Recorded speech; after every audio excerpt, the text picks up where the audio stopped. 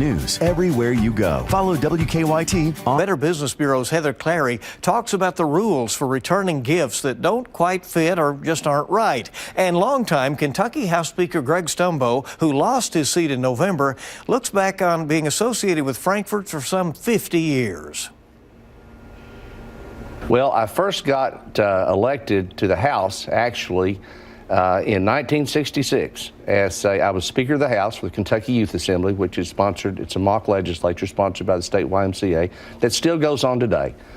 And I served as Speaker that year, so I've been in that chamber or associated with that chamber for really the biggest part of my life for over 50 years. When you look back, does it feel like it has been that time? I mean, you literally have been there almost continuously for about 35 years. Yeah, no, it doesn't, because it was fun. I enjoyed it. I mean, there were trying days, obviously, and it's a high-stress position and a high-stress job a lot of times, but I enjoyed it. It was fun. To me, the House was like a courtroom. You never knew what was going to happen.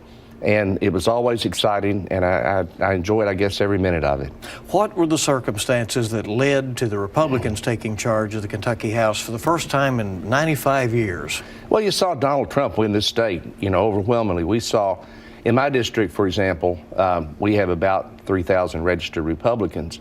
He got almost 12,000 votes. So I call it Hurricane Donald just got us, and it was a tsunami that I don't think even the Republicans saw coming. But, change occurs. We don't have revolutions. We have elections in America.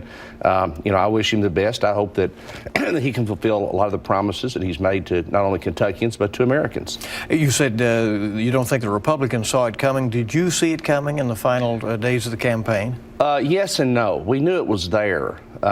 We had seen the polling that indicated that he was going to carry Kentucky, particularly in the East, huge.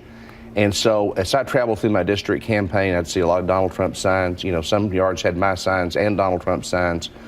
So I knew there was this undercurrent there. We just didn't really know how bad it was or how bad it was going to be. It would have depended upon, obviously, how many people showed up to vote. But, they did, and the electorate has spoken. And I tell people, throughout my career, Bill, I've been fortunate to be in the right place at the right time many occasions. This time I was just in the wrong place at the wrong time, but that's okay. Life goes on, and I think it'll be interesting to see what happens. You said you will now be supportive of him, and you hope that he has good luck as the next president. He said that he would be able to restore Kentucky coal mining jobs. Do you believe that will happen? Nobody in this state hopes that happens more than I do. I pray that he can do that, because I've seen the people in my district, for example, who've lost their jobs, they've lost their way of life. So I pray and hope that he can do that.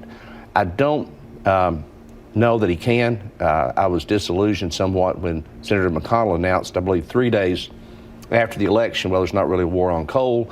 It's a free market problem, and so there's not much government can do about it. That's not true. There are things that government can do to help the ailing coal industry. Now, you can see the full edition of Kentucky Newsmakers tomorrow morning at 6 on WKYT, or on its repeat tomorrow morning at 10 on the CW Lexington. Set your DVR or watch it then. Have a very Merry Christmas. We'll be right back on WKYT. After my wreck, my car was totaled, I was hurt, and I was running out of money. I didn't want to be treated like just another number, so I called the Hammer. When you call the Hammer, you're not just a number, you're part of the Isaacs and Isaacs family, and it's a big one. The Hammer didn't treat me like a number, but he sure got me a huge number, $420,000. So if you're in a wreck, our family is here for your family. Call the Hammer! One call, that's all. Get the Hammer. Call the Hammer today. I was tired of my chronic constipation and the way it made me feel. The discomfort, the bloating, the straining. I just felt this way for too long. So I finally talked to my doctor about my symptoms. I'd tried laxatives before. He prescribed Amatiza, lubiprostone, for my chronic constipation. It works differently than laxatives. Amatiza is clinically shown to help relieve common symptoms like bloating, abdominal discomfort, hard stools, and straining, and help people with chronic constipation go more often. Don't take Amatiza if you have a bowel blockage or severe diarrhea. Tell your doctor if your nausea or diarrhea becomes severe. or if you experience chest tightness or shortness of breath. The most common side effects are nausea, diarrhea, and headache. Amatiza helped me find relief from my chronic constipation. Ask your doctor if Amatiza is right for you. Last year, we helped over 8,000 customers into their new cars. We've serviced over 31,000 customer vehicles, and we've become one of the top 5 highest volume dealers in the U.S. But amidst all the numbers at Dan Cummins Chevrolet and Buick, there's only one thing that matters: you.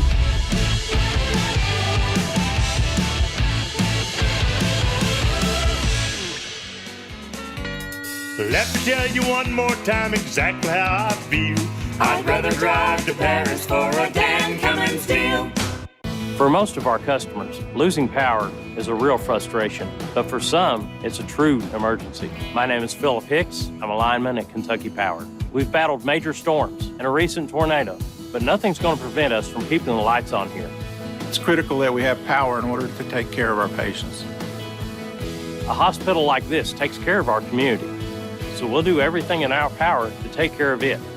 We may be a power company, but the true power in our communities comes from our people.